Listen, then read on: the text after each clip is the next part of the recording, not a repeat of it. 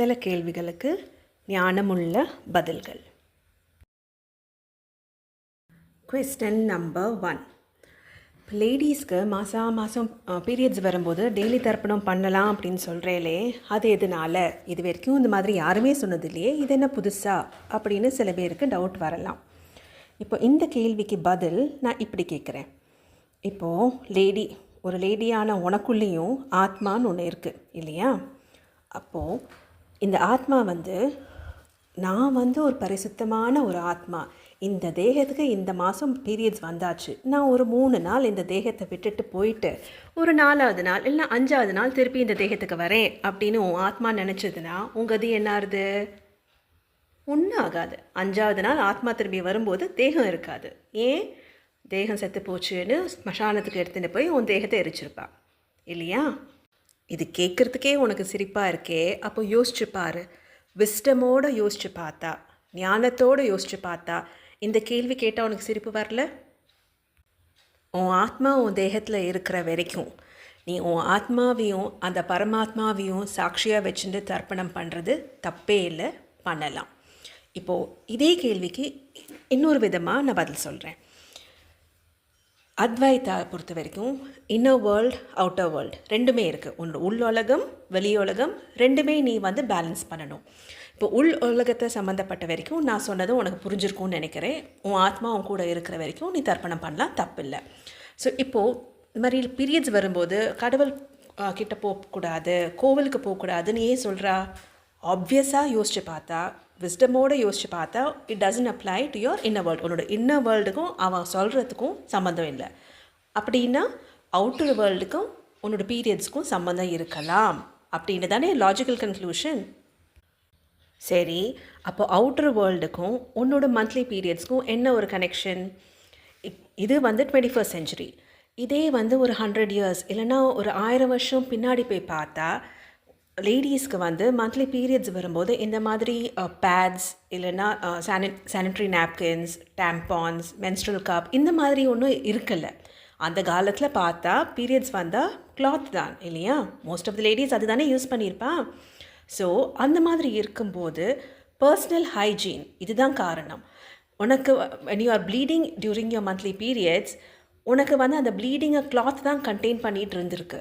So அந்த கிளாத்தை ஓரளவுக்கு தான் இட் கேன் மெயின்டைன் ஹைஜீன். அதாவது உன்னால் ஃப்ரீயாக வெளியில் போக முடியாது, ஏன்னா உன்னோட ட்ரெஸ் ஸ்டெயின் ஆகலாம்.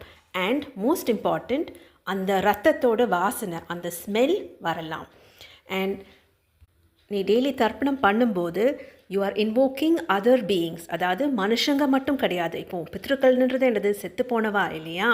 ஸோ அந்த ஆத்மா ரூபத்தில் அவள் வரும்போது சில ஆத்மாக்களுக்கு they might be sensitive to the smell of blood. அந்த இரத்த வாசனை சில ஆத்மாக்களுக்கு பிடிக்காமல் போகலாம். அதனால தான் நீ தர்ப்பணம் பண்ணாதே periods when you are bleeding, இல்லைனா கோவிலுக்கு போகாதே அப்படின்னு சொல்கிறான். ஏன்? கோவிலில் மனுஷங்க வரா, கரெக்ட். பட் மனுஷ ஜாதி மட்டும் இல்லை, வேறு ஆத்மாக்களும் இருக்கலாம் இல்லையா? ஸோ இதுக்கு என்ன சொல்யூஷன்? நீ அவுட்டர் வேர்ல்டை கன்சிடர் பண்ணுறேன்னா உன்னோட பீரியட்ஸ் அப்போது நீ குளித்து வந்த உடனே, நீ க்ளீனாக இருக்கும்போதே ஃப்ரெஷ்ஷாக புது பேட் மாற்றின உடனே நீ தர்ப்பணம் பண்ணலாம். உனக்கு தர்ப்பணம் பண்ணி முடிக்கிறதுக்கு 5 நிமிஷம் கூட ஆக போகிறதில்ல. ஸோ நீ க்ளீனாக இருக்கும்போதே அந்த ஸ்மெல் ப்ராப்ளத்தை நீ அட்ரெஸ் பண்ணுற. ஸோ அவுட்டர் வேர்ல்டு பொறுத்த வரைக்கும் நீ குளித்து வந்த உடனே நீ ஃப்ரெஷ் பேடோட தர்ப்பணம் பண்ணுறது தப்பில்லை, பண்ணலாம். Question number 2. டெய்லி பித்ரு தர்ப்பணம் பண்ணும்போது உன்னோட கோத்திரம் உனக்கு ஏன் தெரிஞ்சிருக்கணும்? கோத்திரம் தெரிஞ்சிருக்கணும்னு ஏன் சொல்கிறா? கோத்திரம்னா அப்பா கிட்டேருந்து பிள்ளைக்கு வருது, பிள்ளைக்கிட்டேருந்து பேரனுக்கு வருது தானே. அப்படின்னா ஹிந்துவிசம் ஆண்களுக்கு தான் இம்பார்ட்டன்ஸ் கொடுக்குறாளா? Is it patriarchal? இந்த மாதிரி சந்தேகம் சில பேருக்கு வரலாம். சில பேர் இந்த கேள்வி கேட்கலாம். இந்த கேள்விக்கு பதில் நான் இப்படி சொல்கிறேன். உன் கேள்வி உனக்கு ஃபுல்லாக புரிஞ்சிருந்தா நீ இந்த கொஸ்டின் கேட்டிருக்க மாட்டேன். பிகாஸ் உன்னோட கொஸ்டின்லேயே அந்த ஆன்சர் இருக்குது. இப்போது ஹிந்துவிசமில் கோத்திரம்ன்றது அப்பா கிட்டேருந்து பிள்ளைக்கும் வருது, பொண்ணுக்கும் வருது, கரெக்ட். ஆனால் ஒரு பொண்ணு கல்யாணம் ஆகி போனதுக்கப்புறம் அவள் புருஷன் ஆத்த கோத்திரம் தான் அவளுக்கு இனிமேல் எல்லா ரிலீஜியஸ் ஃபங்க்ஷன்ஸ் அண்ட் ரிச்சுவல்ஸ்க்கும் யூஸ் பண்ணுறா. சரி, இப்போது நம்ம இதே விஷயத்தை நம்ம சயின்ஸ் மூலமாக பார்க்கலாம். ஒரு 20-30 வருஷத்துக்கு முன்னாடி ஸ்கூல்ஸில் நீ பயாலஜி எடுத்திருந்தா உனக்கு வந்து ஜெனட்டிக்ஸோட பேசிக்ஸ் சொல்லி கொடுத்துருப்பா. X chromosome and Y chromosome, இந்த மாதிரி 2 குரோமோசோம் இருக்குது. அப்பாவுக்கு ஜென்ஸுக்கு வந்து எக்ஸ் அண்ட் ஒய் குரோமோசோம் இருக்குது, லேடிஸ்க்கு வந்து எக்ஸ் அண்ட் எக்ஸ் குரோமோசோம் இருக்குது. இந்த எக்ஸ் அண்ட் ஒய் குரோமோசோமை தான் செக்ஸ் குரோமோசோம் அப்படின்னு சொல்கிறா. ஏன்னா இந்த குரோமோசோம் தான் பிறக்க போகிற குழந்தை பொன் குழந்தையாக இருக்குமா ஆண் குழந்தையாக இருக்குமான்னு டிசைட் பண்ணும். ஸோ அப்பாக்கிட்டேருந்து ஒரு குழந்தைக்கு எக்ஸ் குரோமோசோம் வந்ததுன்னா அது வந்து பெண் குழந்தையாக இருக்கும். அப்பாக்கிட்டேருந்து அந்த குழந்தைக்கு ஒய் குரோமோசோம் வந்ததுன்னா அது வந்து பிள்ளையாக இருக்கும் இல்லையா? இப்போது இந்த ஸ்க்ரீன்ஷாட்டில் நான் வந்து அதை எக்ஸ்பிளைன் பண்ணியிருக்கேன். இது நான் முன்னாடி எழுதின சில ரைட்டிங்ஸ்லேருந்து எடுத்த ஒரு ஸ்க்ரீன்ஷாட். இதை தான் ஆயிரம் வருஷத்துக்கு முன்னாடி நம்ம முன்னோர்கள், நம்ம சித்தார்கள், நம்ம சக்தாஸ் சொன்னது. என்ன? இப்போது நான் இந்த கேள்வி கேட்குறேன், ஒரு ஒய் குரோமோசோம் ட்ராக் பண்ணுறது ஈஸியாக இருக்குமா, இல்லை 3 எக்ஸ் குரோமோசோம் ட்ராக் பண்ணுறது ஈஸியாக இருக்குமா?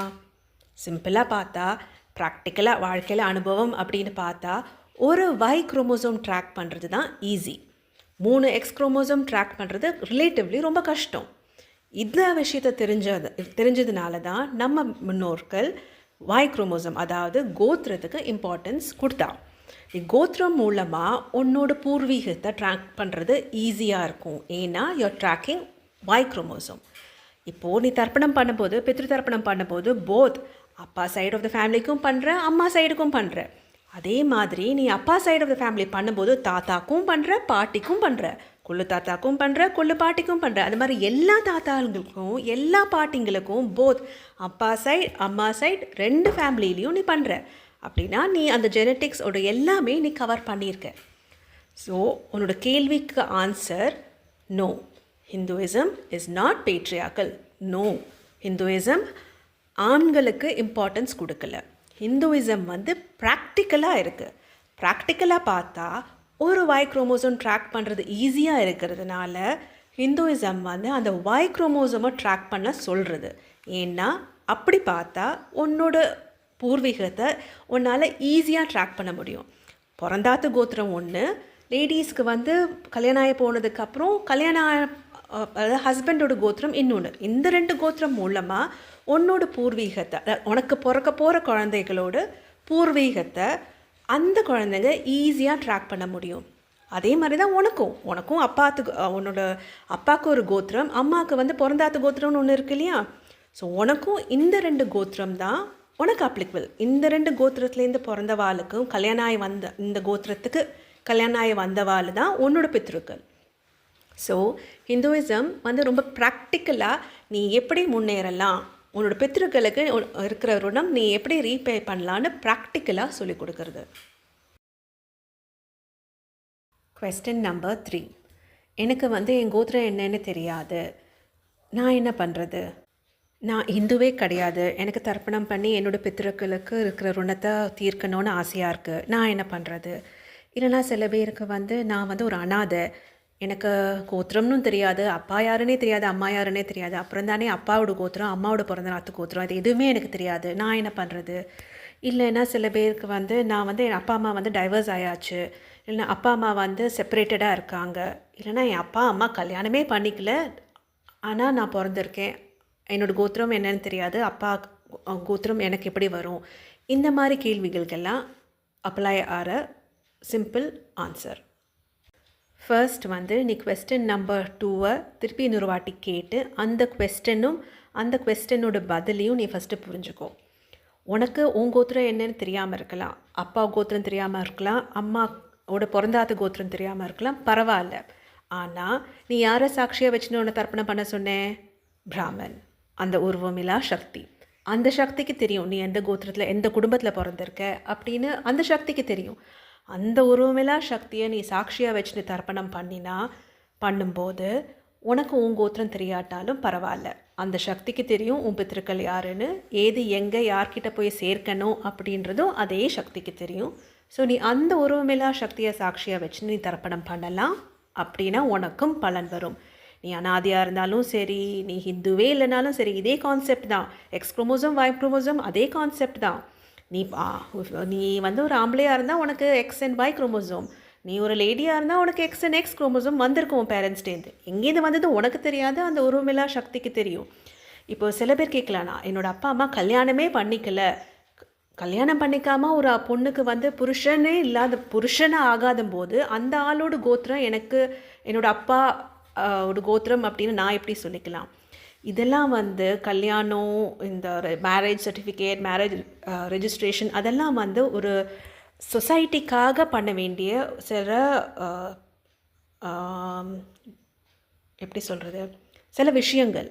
அது வந்து ஸ்பிரிச்சுவாலிட்டின்னு பார்த்தா ஒரு குழந்தை ஒரு கருவு உருவாயிருக்குன்னா அது வந்து அதாவது அப்பா கிட்டேருந்தும் அம்மா கிட்டேருந்தும் அந்த egg and sperm has met and has resulted in fertilization, which means a baby has been conceived. இப்போ ஒரு குழந்தை வந்து உருவாயின அடுத்த மாதமே ஒரு அந்த அப்பா செத்து போனா இல்லைன்னா அம்மா செத்து போனா அப்படின்னா என்ன, இட் டசன்ட் மேட்டர், அந்த குழந்தை உருவாயாச்சு. ஸோ அந்த குழந்தை, அந்த கரு, அந்த ஃபீட்டஸ் ஃபார்ம் ஆன உடனேயே அந்த குழந்தையோட பித்ருக்கள் ஹேவ் பீன் டிசைடட். இந்த கோத்திரத்துலேருந்து தான் உன்னோட அப்பா வந்திருக்கா, இந்த கோத்திரத்துலேருந்து பிறந்து தான் உன் அம்மா வந்திருக்கா, உன் அம்மாவோட பிறந்தாத்த கோத்திரம் இதுன்னு இட் இஸ் டிசைடட்.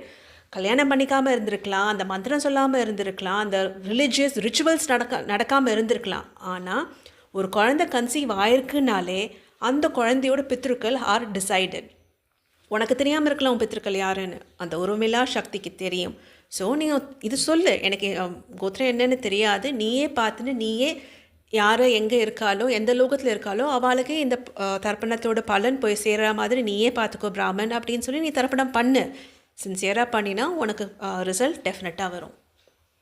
இப்போ நான் கொஞ்சம் நேரத்துக்கு முன்னாடி சொன்னேனே, ஒரு கரு ஃபார்ம் ஆனால் அடுத்த மாதமே அந்த அப்பா செத்து போனால் இல்லைனா அம்மா செத்து போனாலும் டசன்ட் மேட்டர்னு. சில பேர் வந்து அம்மா செத்து போனால் எப்படிங்க டசன்ட் மேட்டர், அதான் குழந்தையே அம்மாவே இல்லைன்னா கரு பேபியும் இல்லை தானே அப்படின்னு நீ வந்து ட்ரெடிஷ்னலாக யோசிச்சு கேள்வி கேட்கலாம்ப்பா. ஆனால் இது 21st century, சரோகேசின்னு ஒன்று இருக்கே. ஸோ ஏதோ ஒரு லேடிட்டேருந்து அந்த எக் வந்திருந்தா அந்த எக் டோனர் வந்து அடுத்த மாதமே செத்து போனாலும் குழந்தை ஃபார்ம் ஆயாச்சு, அந்த குழந்தையோட பித்திருக்களும் டிசைட் ஆயாச்சு. ஸோ நான் வந்து எல்லாம் கவர் பண்ணுற மாதிரி சொன்னேன், ட்ரெடிஷ்னல் மெத்தடுக்கு மட்டும் அப்ளிகபிள் ஆன மாதிரி நான் ஆன்சர் தரல. Question number 4. இப்போ தான் கரெக்ட் ப்ரொனவுன்சியேஷன் தெரிஞ்சாச்சே, இனிமேயும் நான் ஏன் பிராமன் அப்படின்னு தப்பாக ப்ரொனவுன்ஸ் பண்ணுறேன்? ஆன்சர், என்னோடய ஸ்பிரிச்சுவல் ஜேர்னி நான் ஸ்டார்ட் பண்ணும்போது வேணால் எனக்கு ப்ரொனவுன்சியேஷன் தெரியாமல் இருக்கலாம், பிராமன் அப்படின்னு தப்பாக ப்ரொனவுன்ஸ் பண்ணிட்டு இருந்தேன். ஆனால் அப்படி தப்பாக ப்ரொனவுன்ஸ் பண்ணினாலும் பலன் வரும் அப்படின்றதுக்கு ஒரு எக்ஸாம்பிளாக நான் இருந்துட்டு போகிறேன். இப்போது எத்தனையோ பேர் நல்லா கரெக்டாக ஸ்பஷ்டமாக சான்ஸ்கிரிட்டில் ப்ரொனவுன்ஸ் பண்ணுறா, உனக்கு ப்ரொனவுன்சியேஷன் தெரியும், உனக்கு அந்த வார்த்தையோட அர்த்தமும் தெரியும், ஆனால் உனக்கு அருள் வரலையே. ஸோ கரெக்ட் ப்ரொனவுன்சியேஷன் தெரிஞ்சால் மட்டும் உன்னால் என்ன பண்ண முடிஞ்சுது? உன்னால் உலகத்துக்கு அத்வைத்தா சொல்லிக் கொடுக்க முடிஞ்சுதா? உனக்கு சக்திகிட்டேருந்து பெர்மிஷன் இருக்கா? இல்லையே. உனக்கு பெர்மிஷன் இல்லை, எனக்கு பெர்மிஷன் இருக்குன்ற ப்ரூஃப் நான் இருந்துட்டு போகிறேன் தப்பாக ப்ரொனவுன்ஸ் பண்ணிட்டு.